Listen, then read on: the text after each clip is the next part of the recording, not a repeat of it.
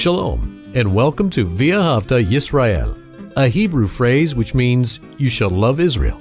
We hope you'll stay with us for the next 30 minutes as our teacher, Dr. Baruch, shares his expository teaching from the Bible. Dr. Baruch is the senior lecturer at the Zera Avraham Institute based in Israel. Although all courses are taught in Hebrew at the Institute, Dr. Baruch is pleased to share this weekly address in English. To find out more about our work in Israel, please visit us on the web at loveisrael.org. That's one word, loveisrael.org. Now, here's Baruch with today's lesson. There is so much wisdom in the book of Psalms. No matter what psalm you pick up and begin to read, you will find something that will impact your life. It will cause you to think of something differently, for you to behave differently, and draw closer to the Lord. The Psalms are powerful writings in order to bring about a godly change in our life. And through the book of Psalms, we learn how to worship God properly. Take out your Bible and look with me to just that, the book of Psalms, and Psalm number 7. Now, we saw a few weeks ago that David, he had disobeyed God, and because of his disobedience, he was suffering. But nevertheless, in the midst of sin, his own sin, David turned to God. And when he was suffering because of his own actions, he still beseeched God for assistance. Now, we learn a principle in several different places in the scripture, and we call it in Hebrew, kal ve'chomer. It means literally light and heavy. And the meaning is this: if you would do this in a moderately difficult situation, what's this? Pray. How much more so would one pray in a very difficult situation? So the principle is this: if we pray when we're guilty for God's to help, and if we believe that God will turn to us in forgiveness and in mercy, and that God will forgive and help us in the midst of our disobedience to bring us to repentance and to bring us to obedience, and nevertheless extend to us his grace, how much more so should we expect that one true God, a merciful God, a gracious God, a forgiving God, how much more so can we expect for God to behave in our behalf when we are innocent, when we are suffering, not due to our sin, but because of persecution, because of the wickedness of others. And that's what we learn from David in this psalm. So look with me. Again, this psalm has what we've learned to call an inscription to give us some insight on how to understand the context. Now, let me say that in this 7th psalm, there are several things that are confusing. When I say confusing, I mean that we could interpret it one way or another. From the text, from the grammar, it's not clear. And secondly, there is some vocabulary that we're just simply not sure how to understand it. And also, we'll see this in the first verse, there is a reference in the rabbinical authorities, also the most common Christian commentators. They see things differently, how to understand several of these references. So we're going to go through this the best we can, looking at the text carefully and prayerfully for God to help us understand his revelation.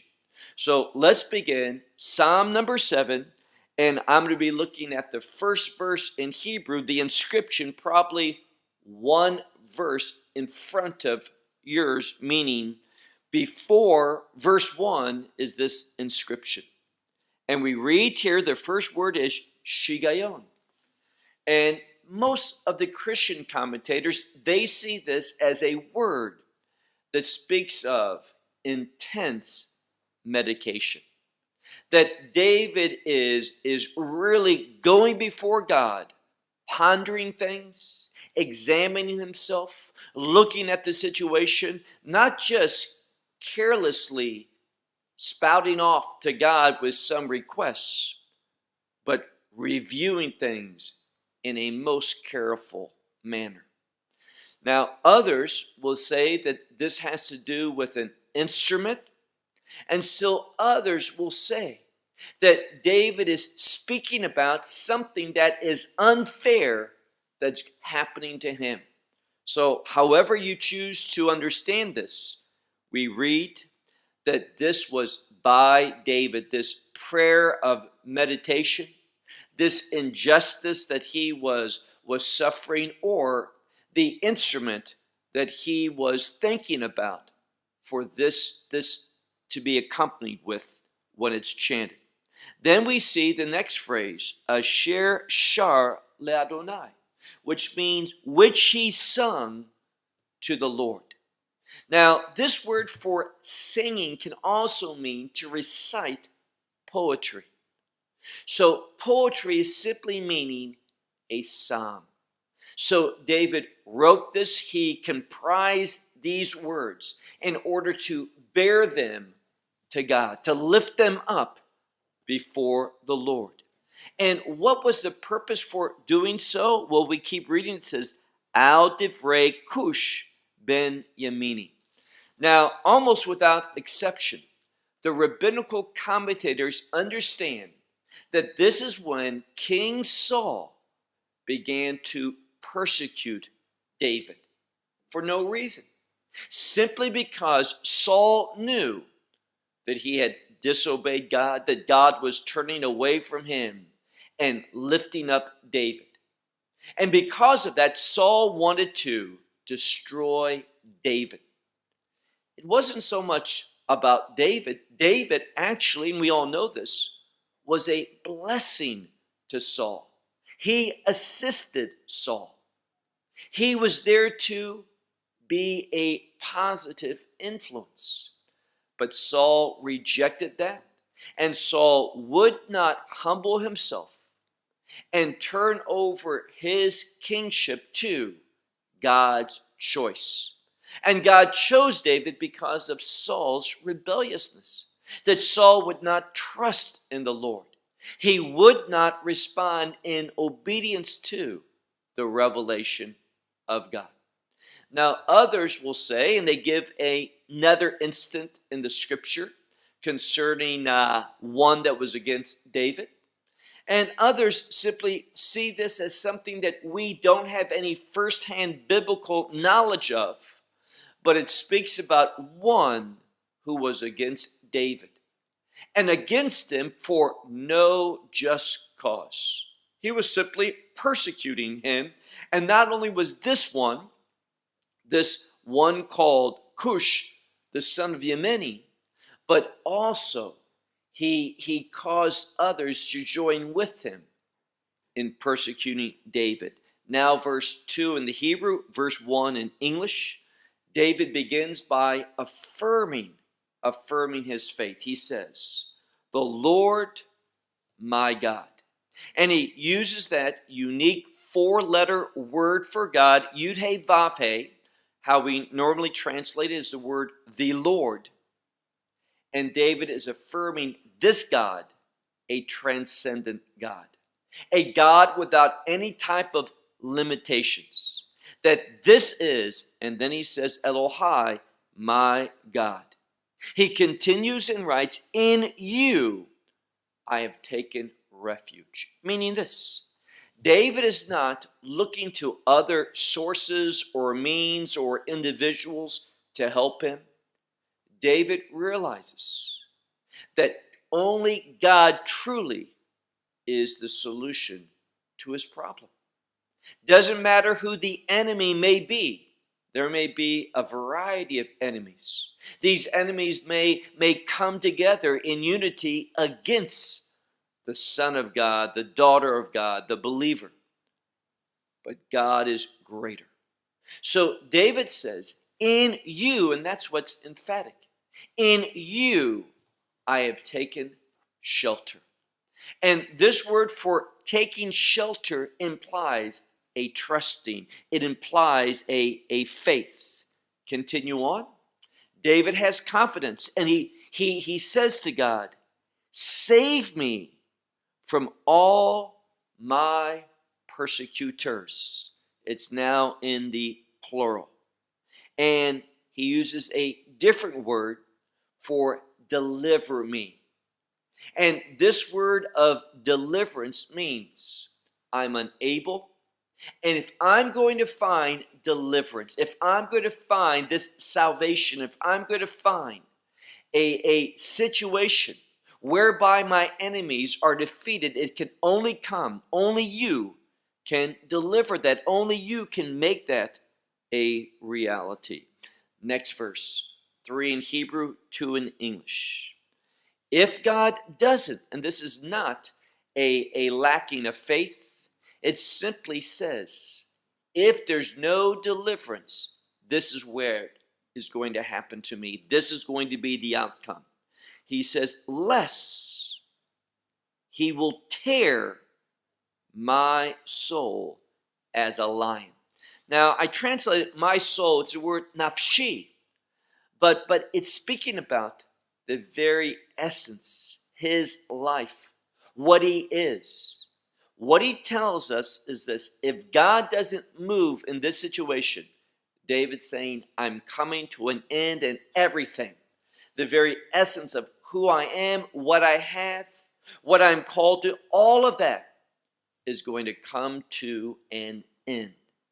David's terminology shows the seriousness of this. This is truly a matter of life and death. And he goes on, the next word is the word porech, which means, here again in preparing that, we see that Rashi says it has to do with being broken. Broken beyond repair. So he says this enemy, those who are persecuting him, they are breaking David down, and there is no other one that is his matzil. Matzil, we use that in modern Hebrew for a lifeguard. It is a deliverer. It is one who rescues. And again, David is saying, there's no one else God. The populace has joined with my enemy. He's alone. David feels very much alone. And that only God can deliver him. Verse 4, verse 3 in Hebrew. The Lord my God, that same phrase that we saw at the beginning of verse 2 in the Hebrew. O Lord my God. And David's saying something now. He's confessing. He is giving us insight on what the situation is that he is, we would say in Hebrew, chaf mepesha, meaning he's innocent. He hasn't done the things that apparently that he's being accused of. He is not disloyal. And if this was in regard to Saul, we know David was not an enemy of Saul. David's motto was, I will not rise up against the Lord's anointed. So we read here, and he confesses this. He says, O Lord my God, if I have done this, meaning if I have done what I'm accused of, and if there's any evilness, wickedness, avil in my hands. David says, if I have done any of which they are saying about me, then he says, if I have, and it's a word for recompense. It's a word of payback. If this is in regard to Saul, Saul was not kind to David. We know that he threw a spear at David. He had soldiers pursue David. And David is saying, I'm not paying back. I have not done anything against the one. And he says here, I have not paid back to one who was peaceful with me evil. David says, I haven't done anything, but I've certainly not come against and done that which is bad to someone who was at peace with me. And I have not plundered, I have not taken away from my enemy without cause. I've done it for no reason. David is saying over and over, what I'm being accused of, I'm innocent of. I have not done what they've said, meaning turning evil on a person who has done good. He says, I haven't done this. I am not someone that has behaved in the way that I'm being accused. Therefore, he says, as we continue on in verse 6, verse 5 in English, my enemy, he will pursue my life. And it could be thought of this way.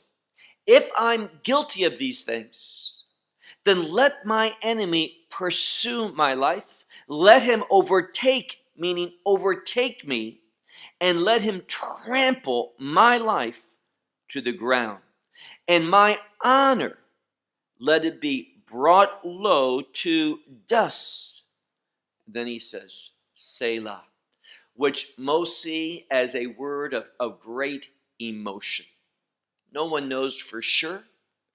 But David is saying, if in any way I'm guilty, then let my enemy be successful in destroying my life, returning me to dust, bringing me down in defeat. David is innocent. And what we should glean from that is simply, there are times indeed when you have done the right thing, but people return evil. And what's happening here is that David is being accused of something which they are the ones that are actually doing. David hasn't done them evil, but they're doing evil to him. And they're blaming him for it. So David is speaking, and notice what he says. Now we're ready for verse 7 in Hebrew, verse 6 in English. He says, rise up, O Lord. David has confessed. He has said that he's innocent. He says if he's not innocent, then let that enemy be successful in destroying me and taking my life. But because he is innocent, he says, O Lord, rise up in your anger and be lifted up. Now, here's one of the examples on how this next sentence concludes, where there's a difference of opinion, and we really grammatically cannot be certain how it should be translated. In Jewish translations, and when we look at the commentators of the rabbis for this passage, they would render it this way: O Lord, rise up in your anger and be lifted up in wrath. And this would be the wrath of God. And then he says, implying upon my enemy. Now, I believe that the rabbis are right here, because if you look at parallelism, you see the word be'apecha. Apecha is in your anger. And then secondly, when we look, it says rise up, which is parallel to rise up. We have the word kuma, and hinase, be lifted up. And then we have the word be'avrot, which is wrath. It has that same particle that the word for anger had in the first part of this verse. It's in the same form, and in the sense that the particle's in the same form. And then we have the word for enemies. Now, this word for enemy implies in my opinion, the one who is going to be the recipient of that wrath, the wrath of God, his anger. Most Christian commentators translate it differently. They will say something to this effect: rise up, O Lord, in your anger, and be lifted up. And the implication is against the fearless behavior, the wrathful behavior of my enemy. So we have two very different ways of understanding it.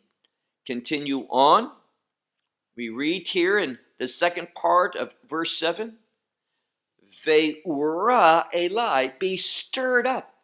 It's another synonym for moving, raising up, but this time it's being stirred up unto me, the judgment that you have commanded.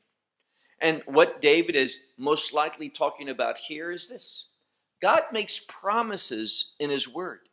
And therefore, because God has commanded us do these things and don't do those things, and when we do the things God says to do, and when we don't do the things he says not to do, we can expect judgment, a reward, a blessing. And this is what David is seeking. David is saying, I'm innocent. I've done the right thing. I've behaved properly. Therefore, God, I want you to be stirred up. I want you to move and bring about the judgment. The judgment, and this is like the verdict. This is the outcome which you have commanded for. The implication is those who have behaved in obedience. Verse 8. Again, verse 7 in English, verse 8 in Hebrew. We have the word Va'adat Leumim. Now, Lumim is a word for nations. The word here, Va'adah or Va'ad, is a word for a committee, a board, some group. And he speaks here, basically, some would translate it as the word Adah, meaning congregation, but it's really Va'ad. It says here, and the group of the nations surround you. Now, I believe that this is in opposition. So the nations, the Federation of Nations, it's like the United Nations is what we're referring to, a group of nations. They surround you. And unto it be lifted up. And he says, Shuvah. Shuvah means turn, and in this case, it's meaning turn against. Turn against the world. Now, some have said that this psalm also speaks appropriately in regard to Messiah. Messiah has done everything right. In its original context, it's about David, but we can learn from the life of David about the Messiah. And we see that the nations, all the nations, are going to turn against Messiah. The purposes of Messiah in his desire to redeem Israel. So here, when we look at it, he says, turn against, and do what? O Lord, or the Lord, he will judge the peoples. So here we have God, and David is saying, bring judgment upon the nations, upon the peoples. Why? Because they stand in opposition to your purposes. That's what David was about. David wanted to be a king that carried out the purpose, the will, the objectives of God. And he's finding as he moved towards this, there is great and greater opposition towards him. Now look at the last part of verse 9, the last part of verse 8 in English. He says, judge me, O Lord, according to my righteousness. And according to, and this would be the word for innocence, my innocence. place upon me. So David is seeking this judgment that will be his vindication. And this is an important principle to remember. Sometimes we hear the term judgment and we always think of condemnation. That's just one part of it. We've all heard the expression, the other side of the coin. So when we look at judgment, there's judgment as in condemnation for those who are in opposition to God. But there's also the other side of the coin, which is vindication for those who are with God, obedient, in a covenantal relationship, wanting the things and serving the things that God wants to bring about. So he says here, according to my justice and according to my innocence, let it be upon me. Verse 10 in Hebrew, 9 in English. Yigmar na ro, or the ra, Rashaim. Let it come to an end, please, the evil of the wicked. And let the righteous one be established. Now, that's what God's going to do in the last days. He is going to move, and as it says here, look carefully at this word, the word yigmar, to bring to an end. Those who are in opposition will meet their end. And what's their end? Well, it's not that just vanish and no more. Their end is eternal condemnation, everlasting punishment.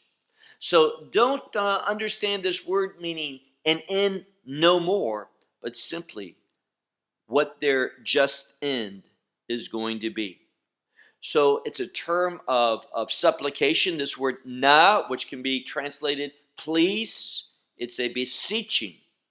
He says, let come to an end the evilness of the wickedness, but let the righteous one be established.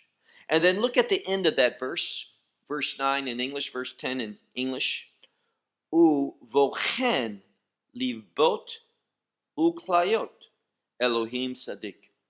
Now, according to Judaism, every organ has a physical purpose, a role to play in this body in a physical sense, but also that organ has a role to play in a spiritual sense. Now, one example of that is the word heart.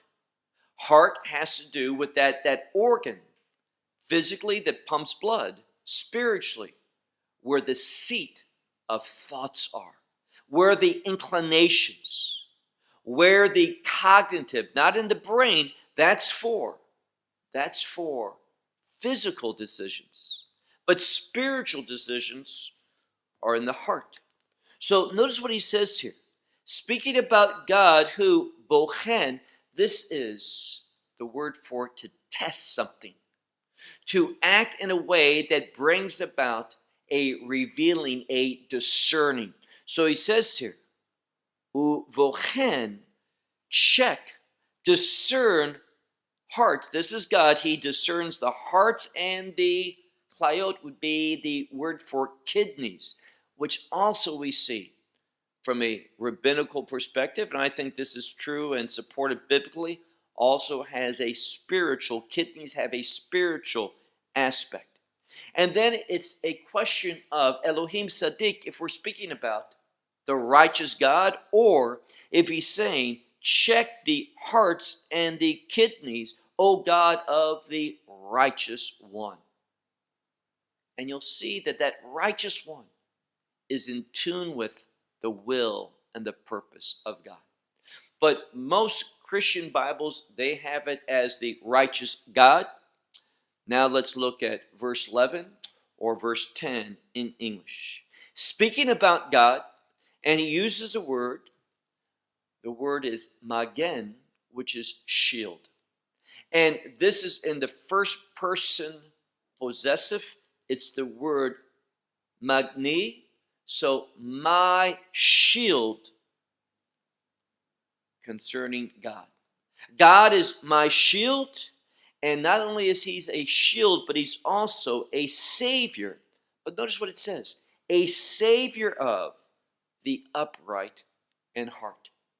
When David's going through this, David is exceedingly close to the Lord. Some of the commentators say that this is at one of David's spiritual highs. He's close to God. He's obeying God. He's committed to the purposes of God. He is wise spiritually. And it's because of all of this that the enemy has turned so passionately against David, and why David is under attack. So he's calling to God and affirming, God, you are my shield and you are my savior because I am upright in heart. Verse 12, 11 in English. God, and then we have the same question. The phrase here is Shofet Tzaddik. Is God the judge of the righteous one, or is he the righteous judge?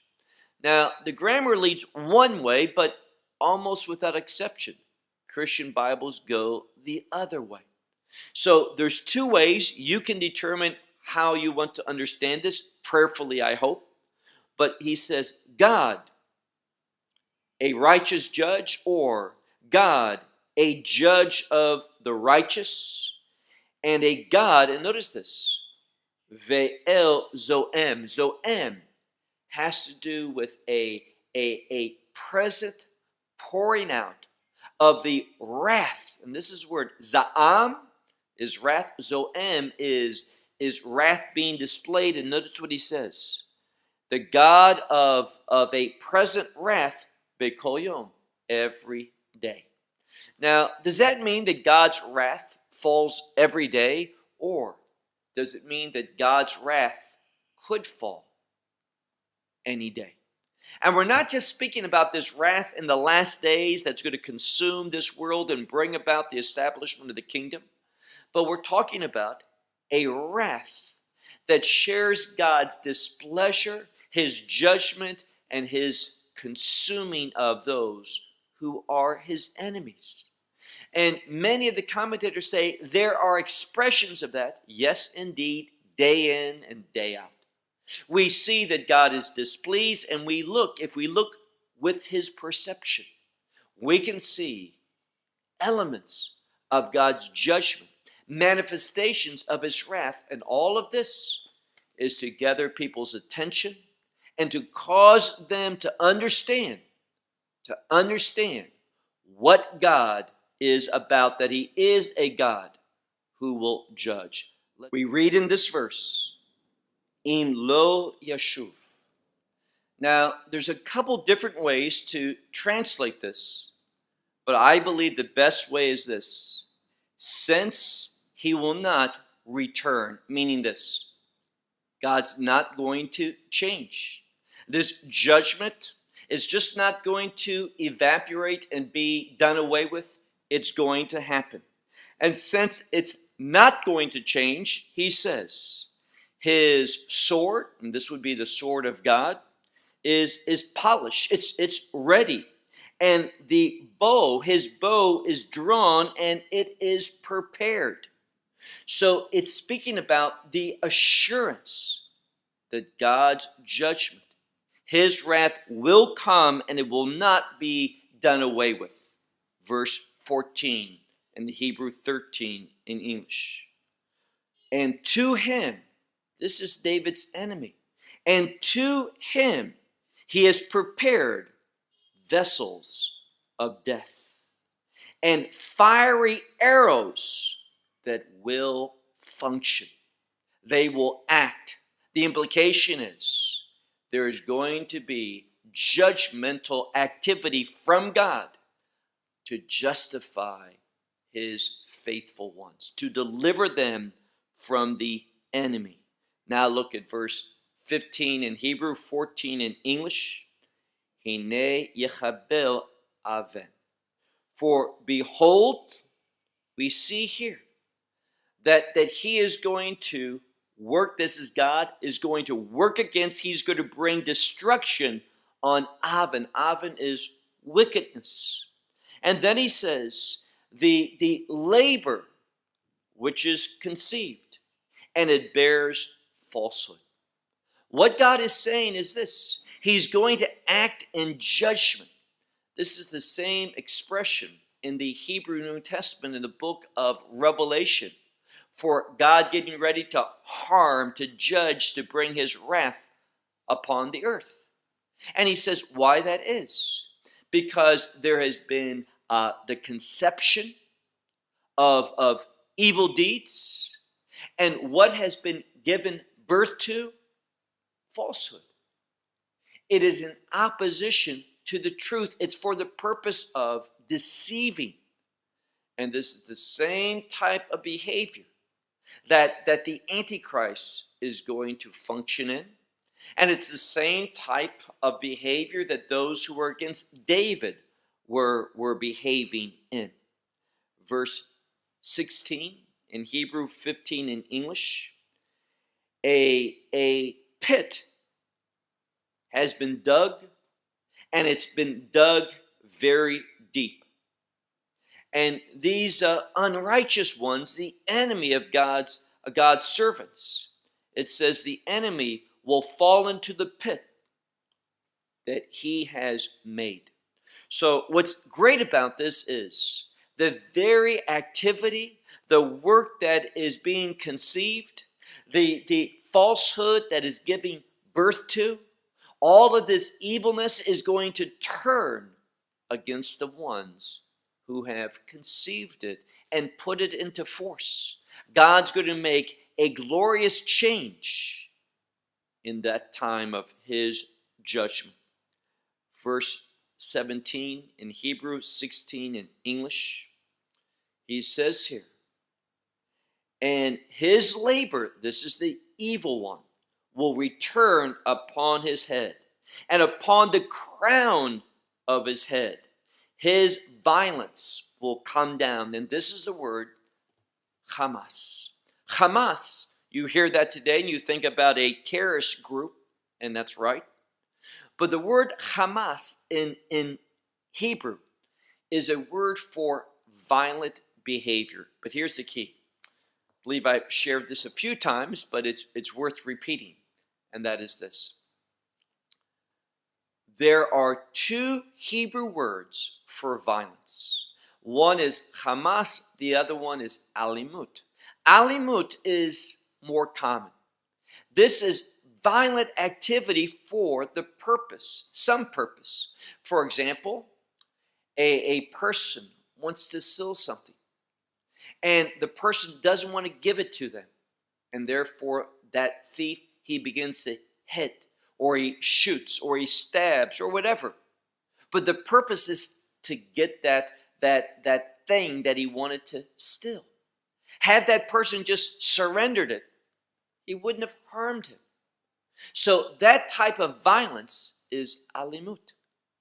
But the word Hamas is violence for the sake of violence. And why for the sake of violence? Because the objective is to see others in suffering, to see them in pain. That is a satanic expression of violence. And it says here, upon his head let this type of violence come down. Now our last verse, verse 18 in Hebrew, 17 in English, we read that David's confident that God will keep covenant, that God will deliver him, that God has a purpose, a future purpose for David's life, and that his life's not going to be cut off at that time. So he says, I will give thanks to the Lord according to his righteousness. That's one of the greatest reasons for thanking God, praising God, worshiping God, serving God, because he is righteous. And then he says, I will sing to the name of the Lord Most High. And this name has to do with character. And his character, when we understand this is poetry and look at the hints of Hebrew poetry, we see that his character is related to his righteousness. So he says, I will give thanks to the Lord according to his righteousness, and I will sing unto the name of the Lord Most High. So significant that David ends this with praise and thanksgiving, because we should be confident that our God is indeed a Savior. David was going through a difficult time, but nevertheless, David had a confident expectation that God's deliverance would come. And in the end, David would be in a position where you could praise God and thank God. And what's wise to do, because we don't know when David was saying this, had anything changed in his life? See, God's worthiness for thanksgiving and praise isn't just for what he has done or what he will do. Certainly, he's praiseworthy for these things. But he's also worthy of thanksgiving and praise and worship. Not just because of what he's done, but here's the key: because of who he is. Well, I'll close with that. Until next week, shalom from Israel. Well, we hope you will benefit from today's message and share it with others. Please plan to join us each week at this time and on this channel for our broadcast of loveisrael.org. Again, to find out more about us, please visit our website, loveisrael.org. There you will find articles and numerous other lectures by Baruch. These teachings are in video form. You may download them or watch them in streaming video. Until next week, may the Lord bless you in our Messiah Yeshua, that is, Jesus, as you walk with him. Shalom from Israel.